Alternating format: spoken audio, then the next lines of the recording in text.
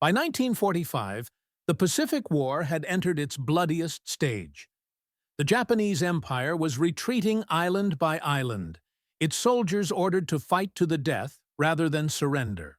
The Americans, advancing through jungles, coral, and volcanic ash, carried with them not only rifles and rations, but also hospitals, mobile army surgical hospitals, field dispensaries, and evacuation stations dotted the Pacific from New Guinea to Okinawa.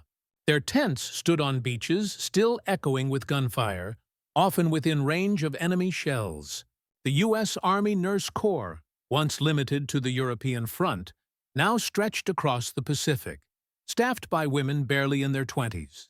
Many had never seen combat before. They learned fast. The air was thick with disease, malaria, dysentery, dengue fever. Supplies came slowly across the Pacific. Blood plasma spoiled in the heat. The nurses often tore their own uniforms into bandages and sterilized instruments in makeshift stoves. Days blurred into nights of endless triage. Gunshot wounds, shrapnel, burns, amputations, and yet, amid the horror, discipline and compassion held the system together. Each casualty arrived tagged: American, Filipino, or sometimes Japanese. The U.S. military followed the Geneva Convention in principle, but in practice, the Pacific was a war without mercy. Many soldiers considered captured Japanese to be spies or fakers. Some believed no Japanese ever truly surrendered. That belief made what came next even more extraordinary. In late 1944, after the fierce battles of Saipan and Leyte, hundreds of Japanese soldiers were finally captured alive, many gravely wounded. They were men who had defied their nation's code of Bushido by surviving capture. To their own people, they were already dead. To the Americans, they were the enemy. Yet now they arrived at U.S. field hospitals, bleeding and silent. The nurses faced a moral battlefield of their own. They had spent months tending to young Americans shattered by Japanese grenades, men they had known by name, and now they were ordered to save those who had caused it. But orders were orders, and more than that, nursing was a creed. The wounded, once placed on a cot, ceased to be enemy or ally. They became patients. So the nurses cleaned the wounds of Japanese prisoners, changed their bandages, gave them morphine, and whispered calm words they could not understand. It was not forgiveness, it was duty. In the flickering tents of Leyte and Luzon, these moments repeated night after night. Some Japanese soldiers wept silently as American nurses bent over them. Others turned their faces away, unable to meet the eyes of their captors. For the U.S. medical staff, the risk was real. Japanese POWs were known to conceal grenades or feign injury to ambush guards. Field hospitals were vulnerable targets. One act of sabotage could destroy the entire ward. Yet the nurses pressed on, guided by a sense of humanity that defied the brutality surrounding them. Each night, thunder, artillery, and prayers shared the same sky. And somewhere between those sounds, the faint pulse of mercy survived. By the time spring arrived in 1945, word spread among the soldiers, rumors of the night nurses who treated the enemy as their own. It was an act of compassion that some called foolish, others called divine. But to those who witnessed it, it revealed a strange truth of war, that courage is not only in the charge forward, but in the hands that refuse to let go. That fragile balance between hatred and duty would soon be tested again as the Pacific Campaign neared its final and most catastrophic battles. The Pacific. War had bred a special kind of hatred. Unlike the European front, where surrender was common and prisoners often exchanged, the conflict against Japan was marked by mutual dehumanization. The Japanese military, bound by centuries of Bushido, the way of the warrior, regarded surrender as the ultimate shame. A captured soldier brought dishonor to his family, his unit, and his emperor. This belief shaped the battlefield. When American troops assaulted Japanese-held islands like Tarawa, Saipan, and Iwo Jima, they met an enemy who fought literally to the last man. Even wounded Japanese soldiers would detonate grenades beneath themselves rather than be taken alive. As a result, American soldiers came to expect no mercy, and often gave none in return. To the average GI, the Japanese enemy was faceless, alien, and fanatical. Propaganda on both sides deepened that divide. American posters depicted Japanese soldiers as vermin or monsters. Japanese broadcasts called Americans demons without souls. It was psychological warfare on both fronts, and it worked.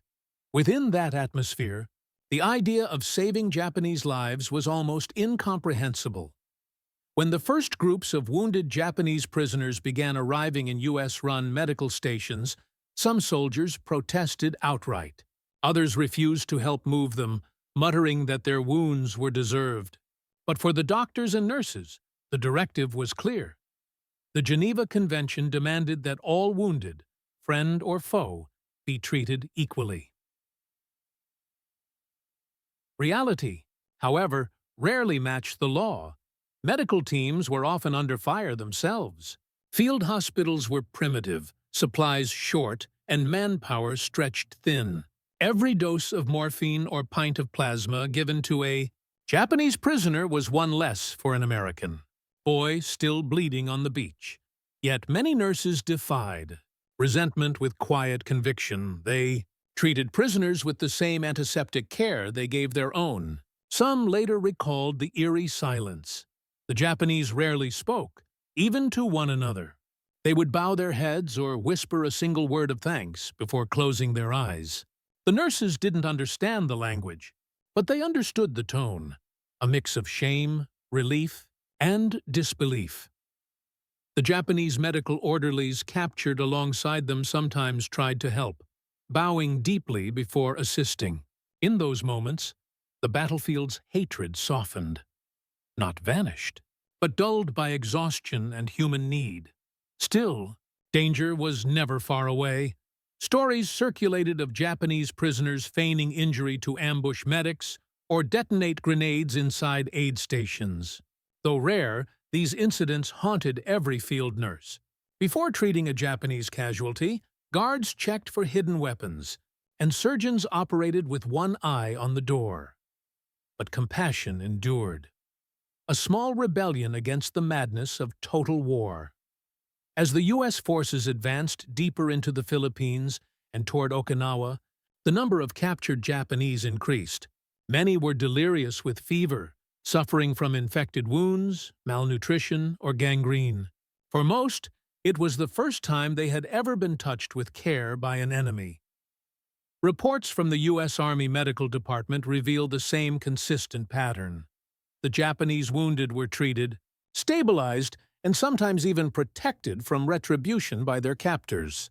In hospitals where both American and Japanese casualties lay side by side, screens were set up to maintain peace.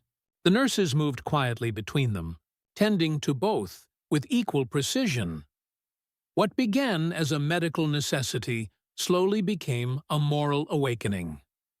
The nurses began to see the enemy differently. As men stripped of their armor, just as human as those they'd come to save.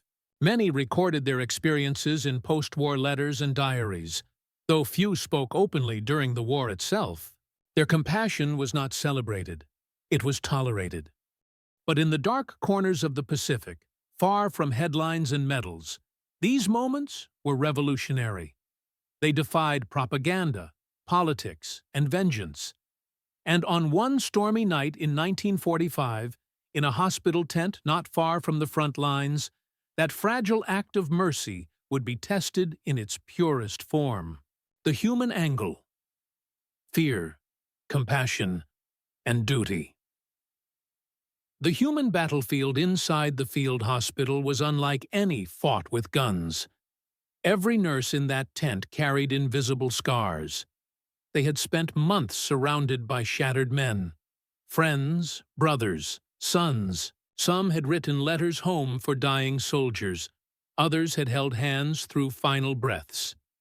Their uniforms were soaked not just with sweat and rain, but with loss.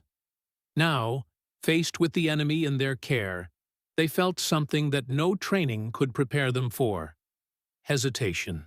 One nurse, in a letter later preserved in the U.S. Army archives, described that moment. "When I saw the Japanese soldier lying there, I froze.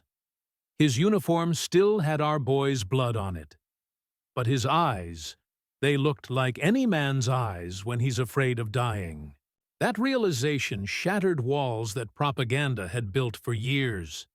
Compassion and revulsion fought in the same heart. But the nurses were soldiers too, bound by discipline and a deep-rooted belief in the sanctity of life. Their hands didn't tremble long. Bandages were tied, wounds were cleaned, morphine administered.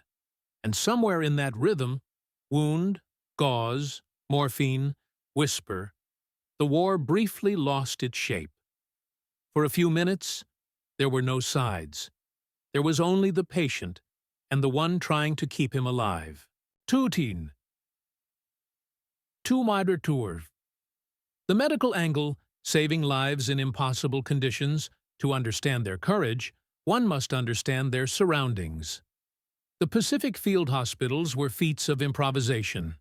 Canvas tents stretched over bamboo poles.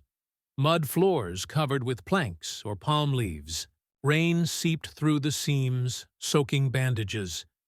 Instruments were sterilized in kerosene burners. Flies swarmed constantly. In these conditions, infection was often deadlier than shrapnel. A small wound could turn fatal within days. The nurses fought a losing war against disease, malaria, tetanus, sepsis, while artillery thundered in the distance. When the Japanese prisoners arrived, most were in critical condition. They had been lying on battlefields for days without food or water, some with gangrenous limbs, others with burns so deep the skin peeled like paper. Many were delirious, whispering prayers to ancestors. The nurses had few supplies left. Plasma was rationed. Penicillin was precious, stored under armed guard. Yet, even with scarcity pressing at every turn, the nurses divided what they had.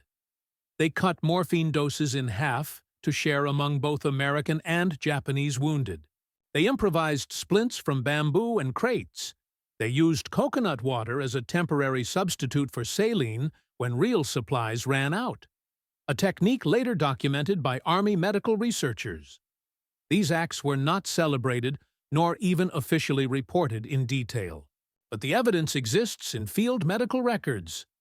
Lists of patients marked simply as PW, prisoner of war, alongside Americans, with the same treatments noted beside their names.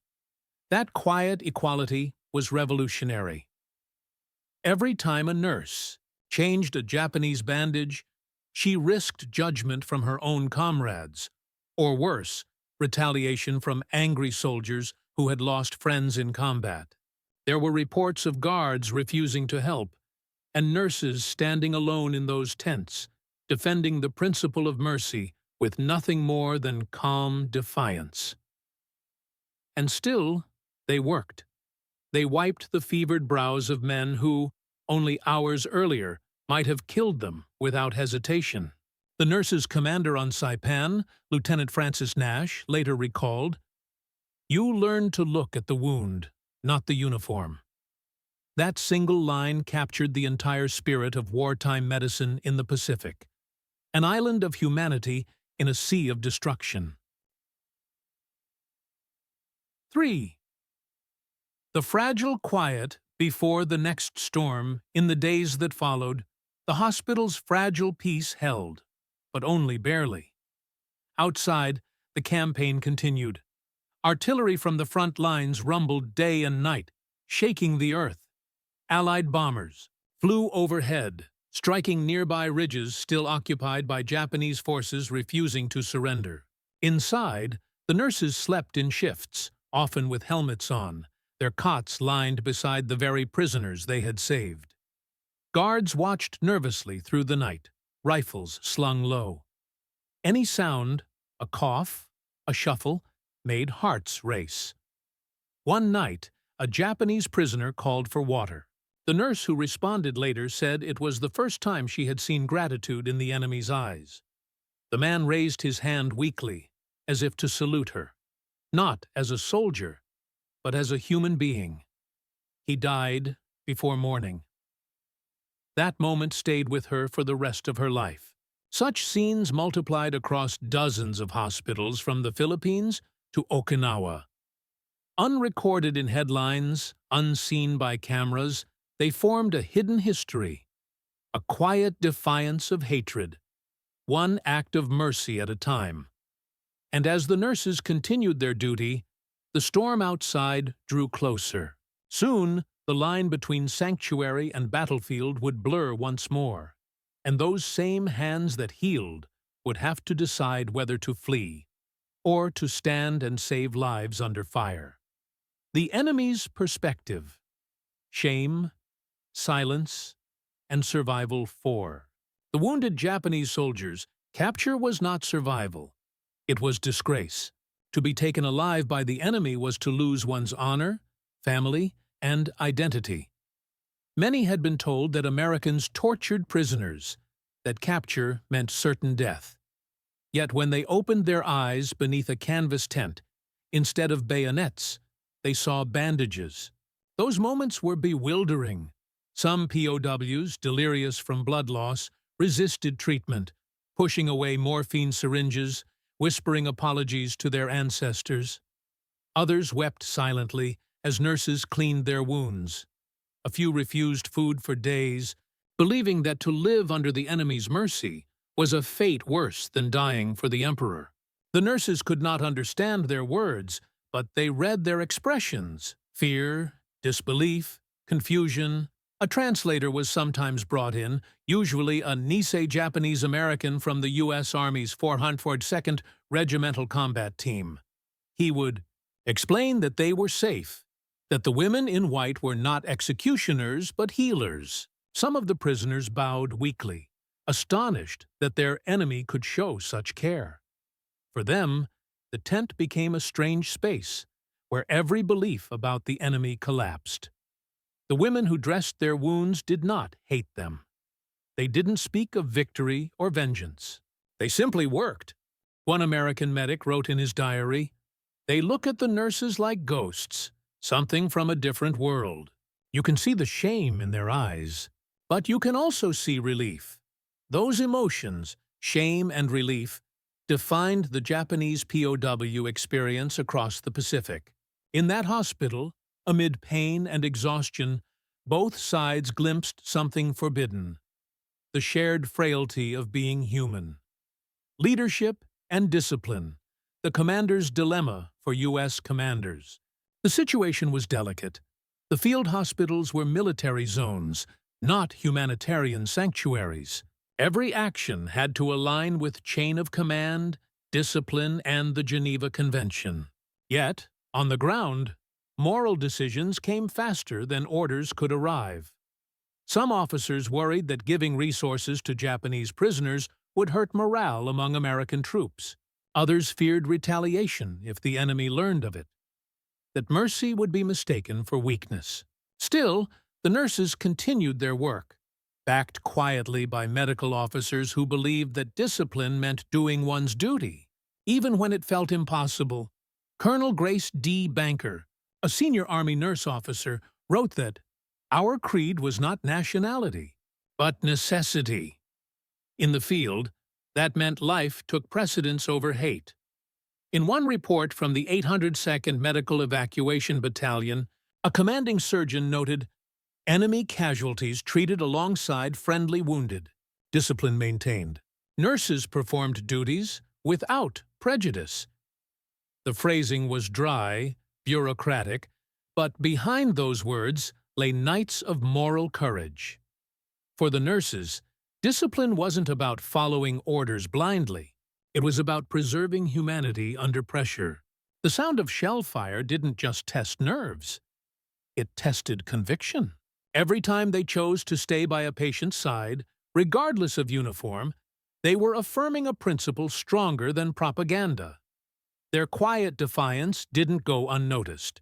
Visiting officers, chaplains, and war correspondents recorded admiration for the nurses' calm professionalism. Yet their stories rarely reached newspapers back home. The American public wanted tales of victory, not compassion for the enemy. Still, those commanders and nurses knew that their work mattered, not only for the wounded before them, but for the soul of the army itself.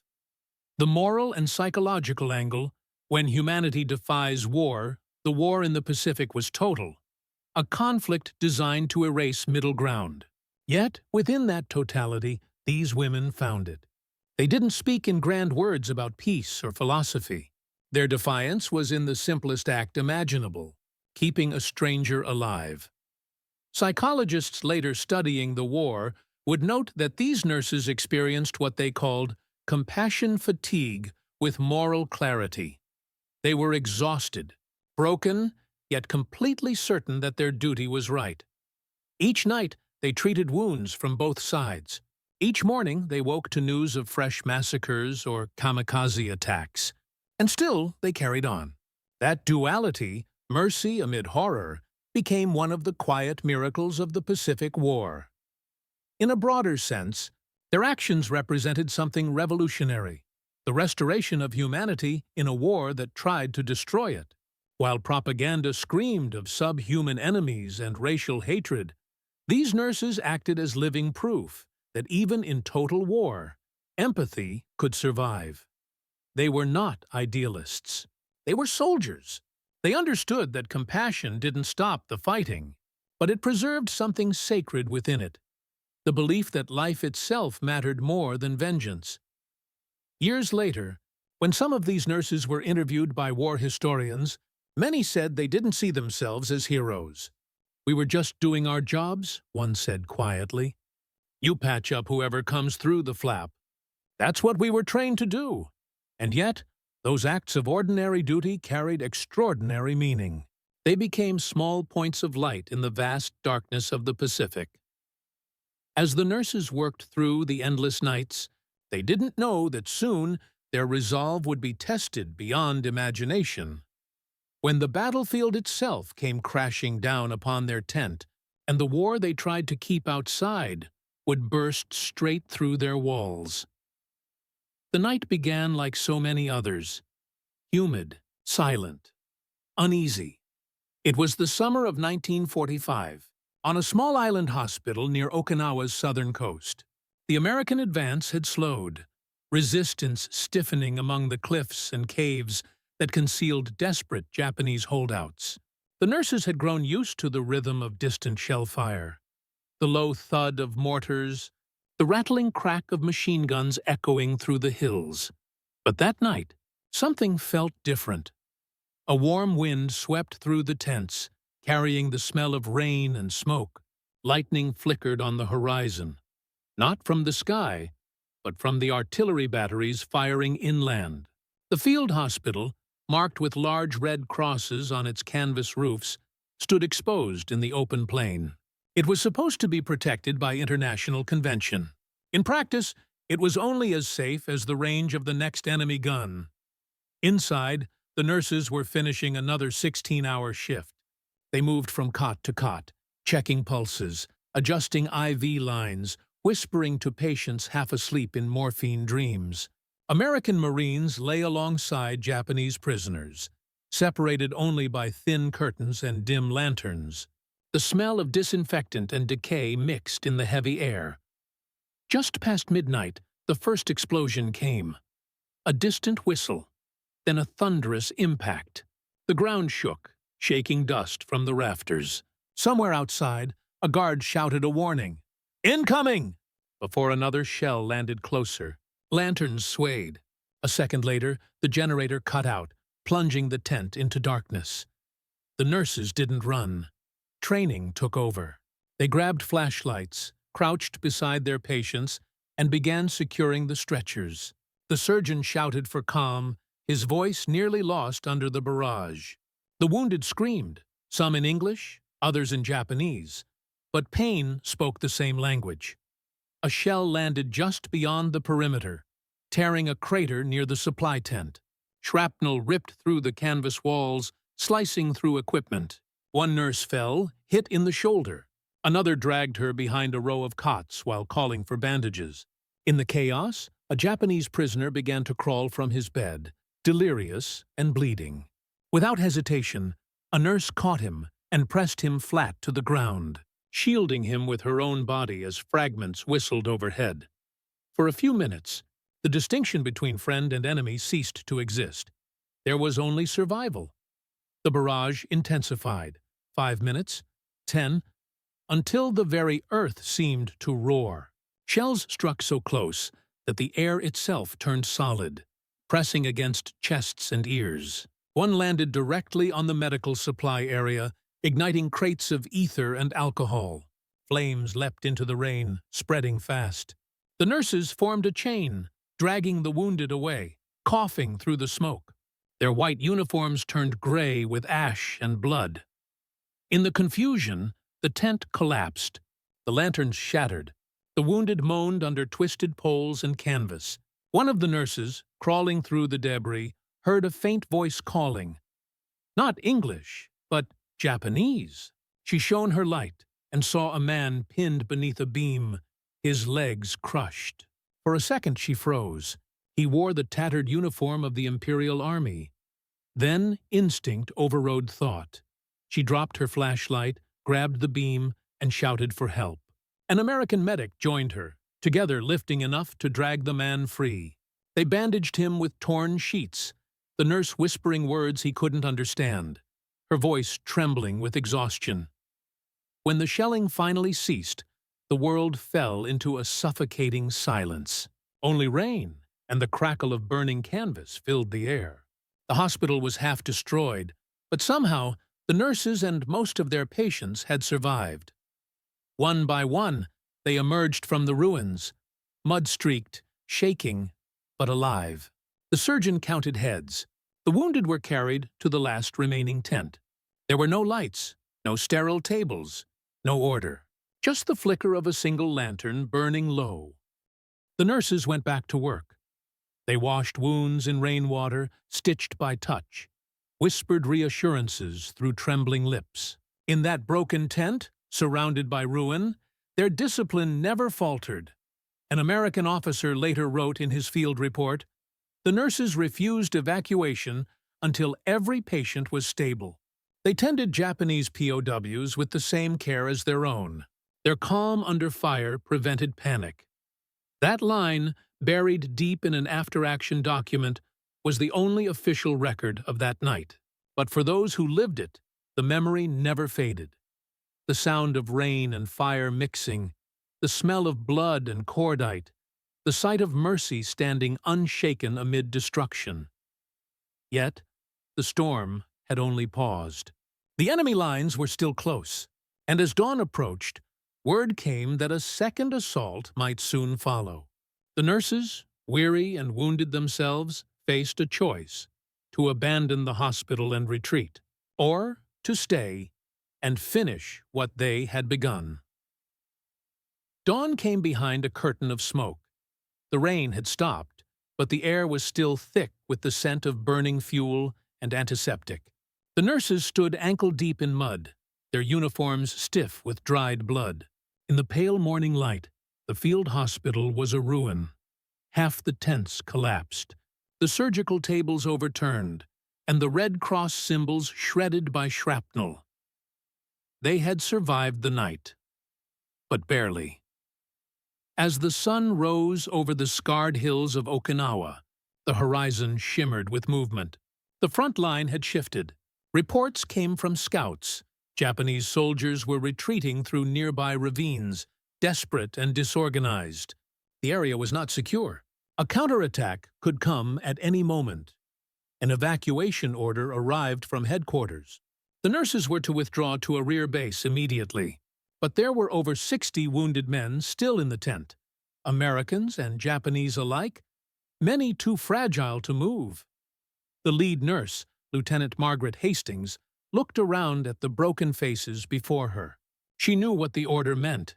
Leave now, and those left behind would not survive.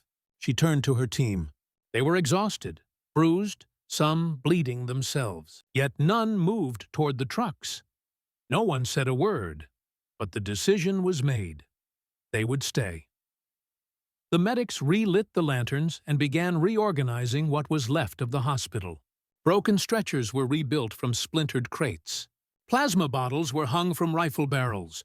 The nurses sterilized scalpels in the fire from the destroyed tent, working in silence. Outside, the rumble of artillery echoed again. Distant, but growing. The nurses worked faster. One prepared bandages, another wrote patient tags with shaking hands. The surgeon stitched without pause, his gloves blackened with soot. Through the chaos, the line between friend and enemy vanished entirely. A Japanese prisoner with a wounded arm helped carry an American Marine to safety. A nurse guided both of them under a tarp as shells fell nearby. For the first time since the war began, men who had fought each other on the beaches now huddled together under the same roof, praying for the same mercy. Then came the sound no one wanted to hear. A low mechanical hum, distinct from artillery. A squadron of aircraft. The nurses froze. The surgeon glanced up through the torn roof. He saw the rising glint of sunlight on wings. There was no time to tell whose planes they were. A second later, bombs whistled down. The explosions tore through the nearby ridge, sending a wave of debris across the plain. The nurses threw themselves over the wounded. Fragments ripped through canvas and dirt.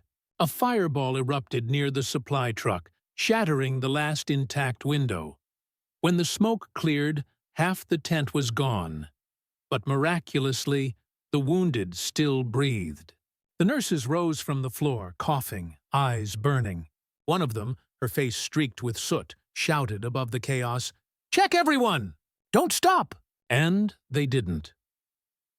Hour after hour, through the second bombardment, through the screams and the rain that returned by afternoon, they kept moving, stitching, lifting, wrapping, whispering. They were drenched to the bone, their hands raw, their ears ringing from the blasts. At one point, a shell landed so close it sent a shock wave through the ground, snapping the lanterns from their hooks. The tent plunged into darkness again. The only light came from small flames outside, glowing through the smoke. In that flickering half-light, a nurse saw a Japanese prisoner struggling to breathe, blood pooling under his ribs. Without thinking, she pressed her hand over the wound and stayed there. Minutes, maybe hours, until the bleeding stopped. When she looked up, she realized an American soldier on the next cot was watching her. He didn't speak. He simply nodded once. That moment, more than any medal or report, captured what the war could never erase. Recognition, across the line that had divided them. By evening, the shelling had stopped again. The nurses had lost count of the hours. They moved like ghosts through the wreckage, their faces pale under the fading sun. When reinforcements finally arrived, dusty, armed, wide-eyed, they found the tent still operating.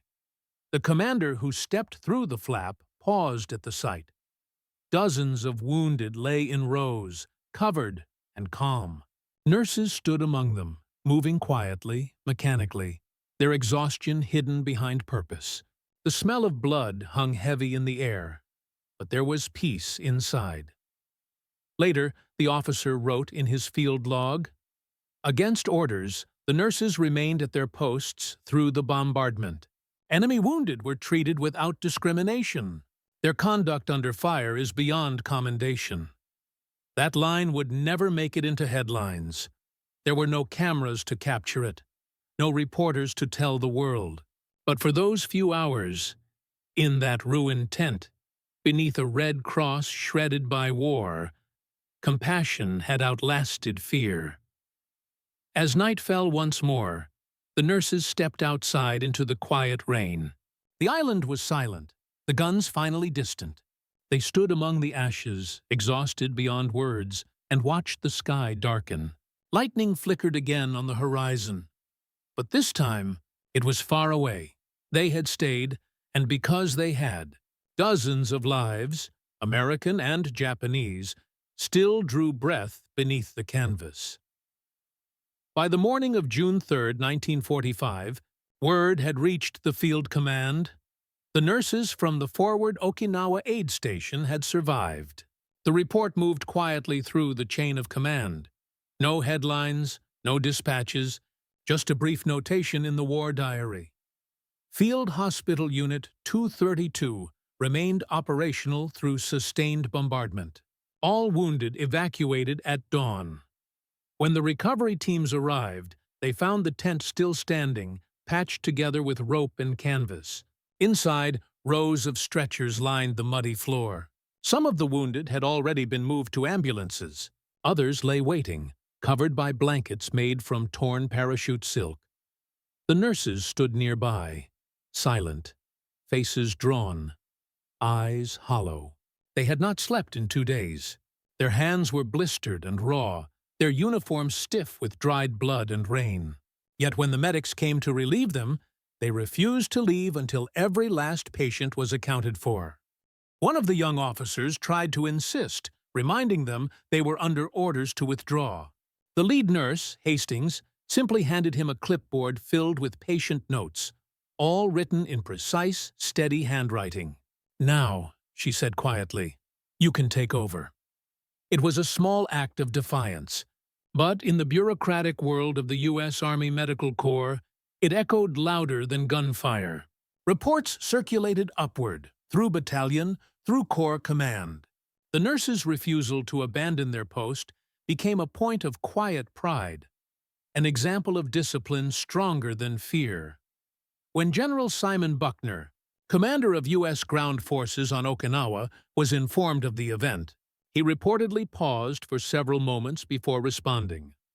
"Note their names, every one of them." That order, too, was quietly filed, then forgotten in the noise of history. But the story did not end there. In the following days, the nurses were evacuated to a rear base on the southern coast, near Yonabaru. There, amid crates of supplies and lines of stretchers, they finally rested. Doctors examined them for exhaustion, dehydration, and combat stress, a term barely recognized at the time. Most refused medical leave. They simply wanted to know if the men they'd saved had survived the transfer. Among those men were several Japanese prisoners, now under American custody, recovering beside their former enemies. The U.S. medics treated them under the Geneva Convention, but it was the nurses' earlier compassion that had ensured they were alive at all. Word of this unusual event reached a few Japanese prisoners who had served as interpreters. They began calling the nurses Shiroi Tenshi, White Angels. It was a name that would quietly endure in post-war memoirs, mentioned in letters and oral histories decades later. One former Japanese sergeant, who had been rescued that night, would later write from his home in Osaka, "In that tent, I saw the true heart of the enemy. Not hatred, but mercy. I lived because of it. For me, that was the end of the war. The U.S. Army never made the event public. There were no medals or ceremonies. At the time, Okinawa was still burning, and the invasion of Japan loomed. The world was preparing for the next great battle, not the quiet heroism of a handful of nurses on a stormy night. Yet among those who served in the Pacific, the memory persisted. Soldiers spoke of it in mess tents. Medics repeated it in field hospitals from Guam to Leyte. It became one of those stories that lived by word of mouth, unrecorded, but never forgotten. For the nurses themselves, the return to the rear lines did not mean peace. They continued to serve until the war's end, through the final evacuation of Okinawa's wounded in late June. Some would go on to treat survivors of Hiroshima. Others would return home and never speak of the war again. But in the quiet corridors of post-war hospitals, when young recruits asked how they endured the chaos of the front, the veterans often answered with the same words: "You do what you can." until there's no one left who needs you. And for those few nights on Okinawa, that simple creed had rewritten the meaning of courage.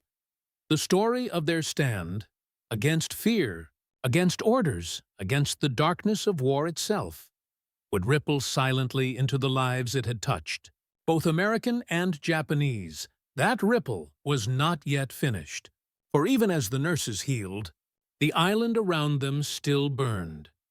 And the war, though nearing its end, was about to unleash its final storms. By mid-June 1945, Okinawa was declared secure. The longest and bloodiest battle of the Pacific Campaign had finally ended. 82 days of relentless combat that left over 12,000 Americans and an estimated 100,000 Japanese soldiers dead. But the island was quiet now. The guns had stopped, and the rain had washed much of the blood into the sea. In a small clearing near Yonabaru, the nurses of Field Hospital 232 gathered for the first and only photograph taken of them during the war. The picture was simple. A few women standing beside a tattered Red Cross flag, their faces pale and sunken, uniforms faded to gray. One smiled faintly, another stared into the lens, eyes hollow from everything she had seen. The photo was filed away in an archive and forgotten for decades. But for those who stood in that frame, the silence of that moment said more than any decoration could. They had endured the worst storm of the Pacific and emerged with something few could claim: their humanity intact. As the U.S. military documented the aftermath, a quiet discovery began to emerge. Many of the Japanese prisoners who had been treated by the nurses later provided critical information. Not under interrogation, but voluntarily. They revealed minefield locations, hidden ammunition dumps, and even maps of remaining defensive positions. Their testimonies saved countless American lives during the final clearing operations. When asked later why they had cooperated, one former Imperial Army medic reportedly replied, "Because your women saved us when they could have left us to die." To the soldiers who had fought and bled on Okinawa, that answer carried more weight than strategy ever could. Back in the United States, however, few knew their names. The world's attention shifted to Europe's victory, and soon after, to the atomic bomb. The Pacific nurses faded into the margins of military history, their acts preserved only in field reports and the memories of those who had witnessed them. In 1946, the surviving members of the unit returned home aboard a hospital ship bound for San Francisco. As the skyline appeared through the fog, some wept silently. Others simply stared at the shore, unsure what awaited them. War had changed them in ways no uniform could hide. When they disembarked, there were no parades, no banners, only the steady hum of peacetime America resuming its rhythm. They packed away their service records and returned to civilian life, carrying invisible scars. Years later, some were invited to speak at veterans' hospitals and nursing schools. Most declined. They did not see themselves as heroes. "We were just doing our duty," one of them said in a 1971 interview. But that night on Okinawa taught me something. Mercy doesn't take sides. Their story resurfaced only in fragments. A paragraph in a medical corps chronicle, a footnote in an oral history collection. But among the survivors, both American and Japanese, their names became legend. The White Angels of Okinawa, not for their uniforms or their courage under fire, but for their refusal to surrender compassion to the war. By the 1980s, Japan and the United States had long since become allies. Economic ties replaced battle lines. Yet in Okinawa, locals still spoke of the nurses who had stayed when others fled. At a small community ceremony marking the 40th anniversary of the battle, a former Japanese soldier, once an enemy, placed flowers beside a simple memorial stone near the ruins of an old field hospital. He said quietly, "Because of them, I learned to forgive." No cameras captured it. No newspaper printed it. But those words, spoken on soil that had once burned with hatred, carried the final echo of the nurses' defiance. The war had taken nearly everything: youth, innocence, peace. Yet in one torn canvas tent, amid blood and fire, a handful of women had given back something greater. Their courage did not change the outcome of the war, but it changed the meaning of victory itself. And in that stillness, as the Pacific winds swept across the forgotten battlefield, one truth remained: that even in the darkest nights of war, compassion can endure quietly, stubbornly, and without glory, until the dawn returns. History often remembers victory through the lens of force: the number of guns, the scale of battles, the leaders who signed the peace. But the quiet moments, the unseen acts that preserved humanity amid destruction, rarely make it into the record. The nurses of Okinawa never sought recognition. They stood in a world collapsing around them and chose, in the simplest way possible, not to look away. Their defiance was not of command or strategy, but of despair itself. What they did that night, staying when logic said flee, healing when hatred demanded indifference, represented a kind of courage far beyond the battlefield. It was the courage to remain human when war tried to strip that humanity away. In the years that followed, many of them would say little about it. They went back to hospitals, raised families, and lived quietly. Yet something of that night endured. In the way they touched a patient's hand, in the way they taught a young nurse to stay calm when fear rose. The battlefield had shaped them, but it had not broken them. And perhaps that is the final legacy of their story: that even in the darkest reaches of human conflict, compassion can survive not as weakness, but as resistance. On that rain-soaked island, among the ruins and ashes of war, American nurses and Japanese soldiers shared one brief moment of peace. Not declared, not signed, but lived. It is easy to forget such moments, to let them fade beneath the noise of history. But if we listen closely, their story still speaks, reminding us that war does not only destroy, it reveals who we are when everything else is lost. For those who walked through the mud and fire that night, victory was not in conquest, nor in surrender. It was in mercy, fragile, unarmed, and enduring. And as the Pacific winds continue to whisper across the hills of Okinawa, the echo of that mercy still lingers, a quiet, eternal answer to the question every war leaves behind. What does it mean to be human when the world forgets how to be?